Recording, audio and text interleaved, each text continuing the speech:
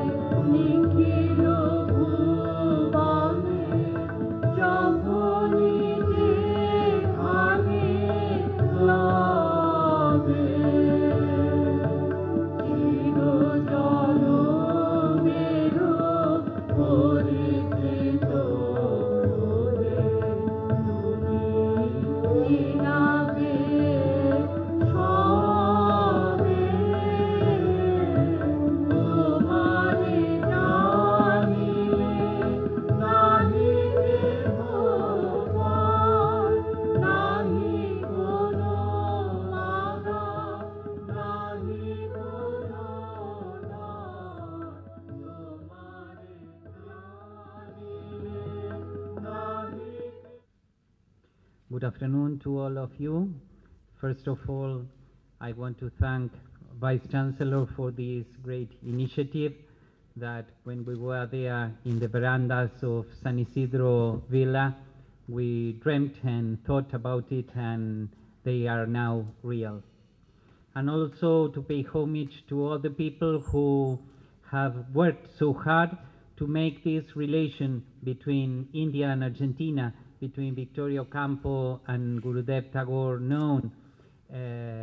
Ms. Dyson's research, the work that Shyam Ganguly has done, and all of the people who were before us working for this to be real.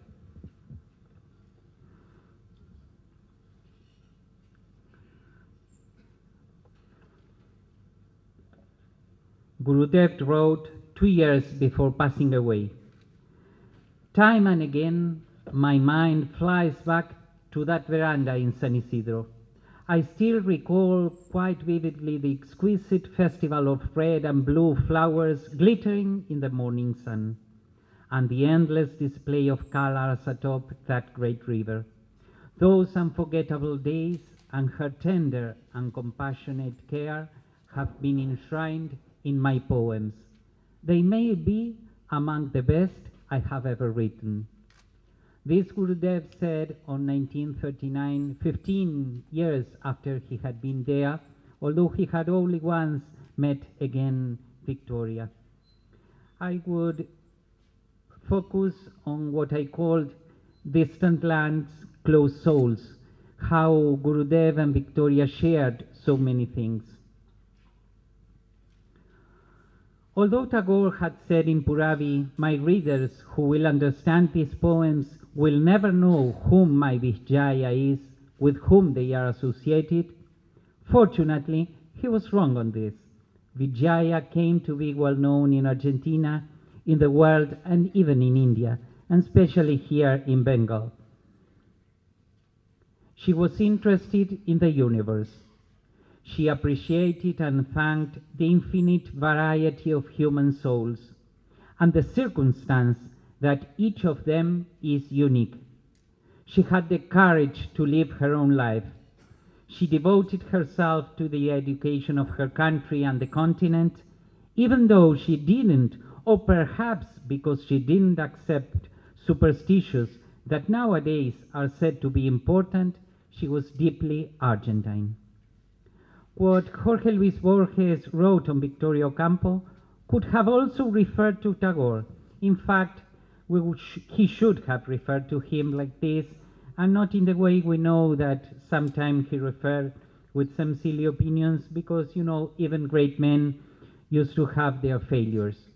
One of Victoria's best biographers, Maria Esther Vázquez, entitled her work, Victoria, One Universalist Argentine. And that could also have perfectly fit for Gurudev.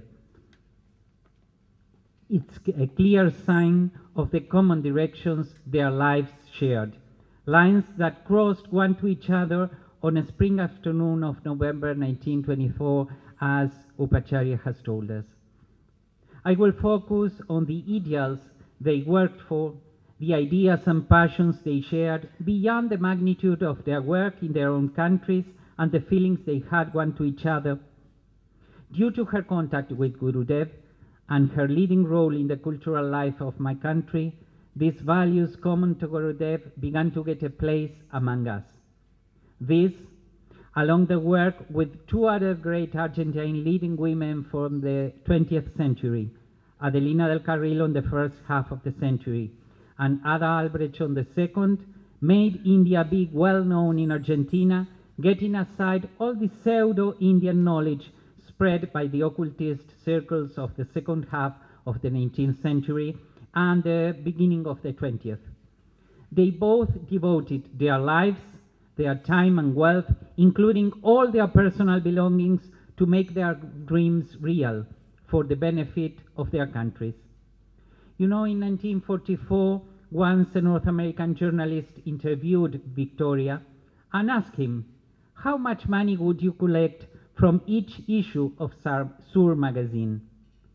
Regularly, she answered, all along these 13 years, each volume of Sur magazine has been for me a great loss. But that's nonsense, he answered. Well, the great things are done because of the support of these great men like Gurudev did here.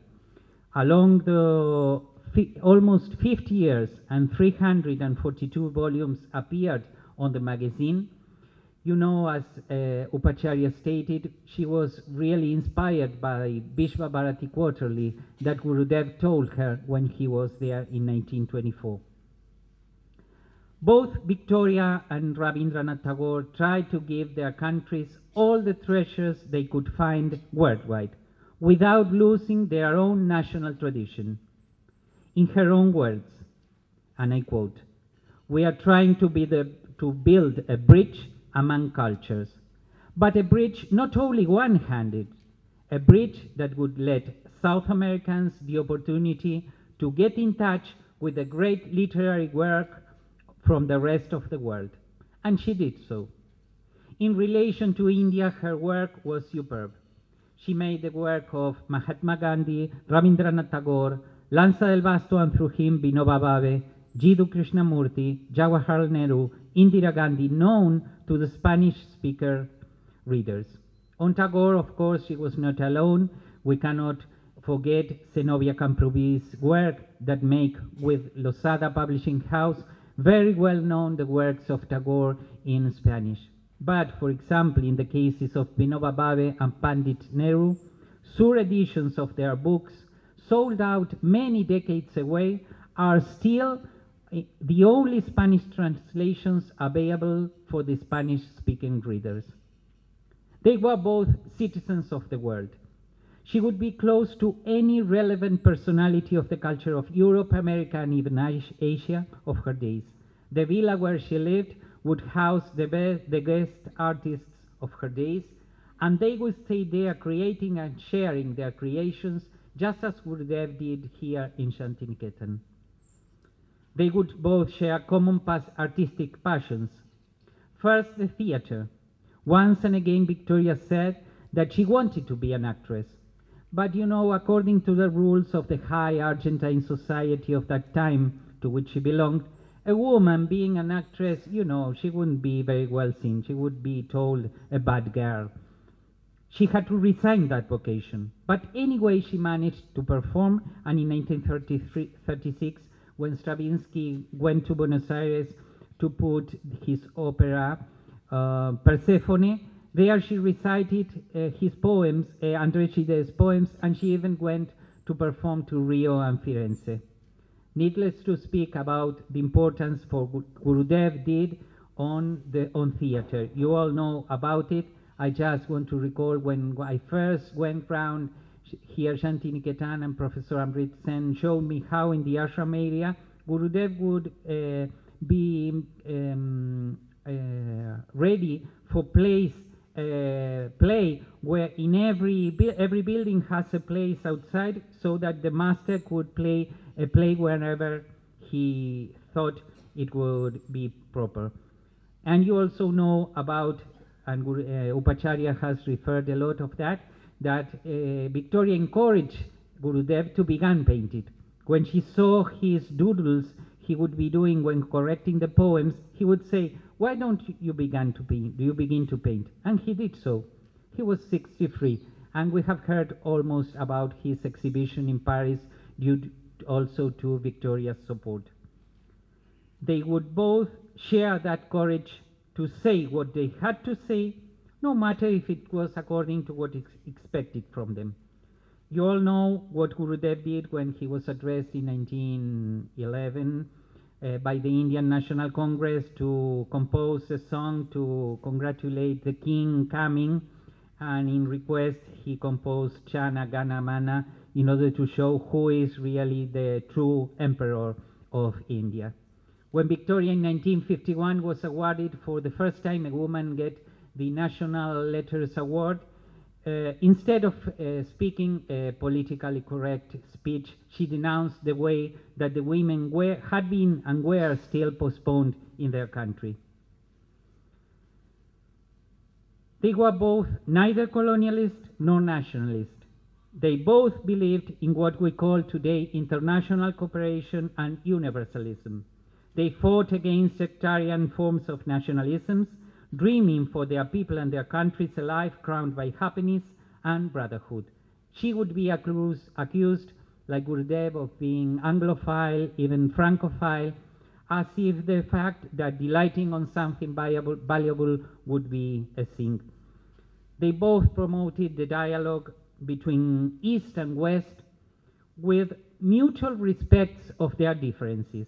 going beyond the Western superiority accepted by many of their contemporaries, or the anti-Western ideas held by the radicals, both in India and Argentina.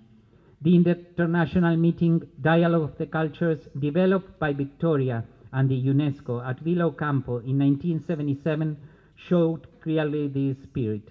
They both never lost their faith in humanity and worked hard to win back the lost human heritage. Neither of them was a politician, but they wouldn't avoid their political gestures, although this caused both of them many trouble in their personal lives. Upacharya referred already to the fact that Victoria was imprisoned by General Perón. When she was in jail, another important thing that make both lives have common facts, and I will quote her own words. I have to thank the time I was in prison because I had at least the satisfaction of being that I was living a real life. I thank you, Lord, for having given me such grace. This being taken from all the things I need to live, and I suffer morally while I was free, now in the end I suffer it materially. I've always wanted the truth above everything, since now